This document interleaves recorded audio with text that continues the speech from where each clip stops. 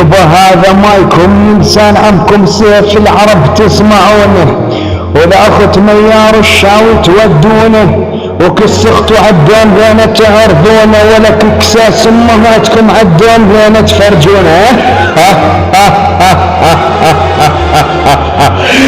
والبم العيار اسعد ابن بناع العار، ولك لا اترس بكساس امهاتك العار جوا وحدة التكليف.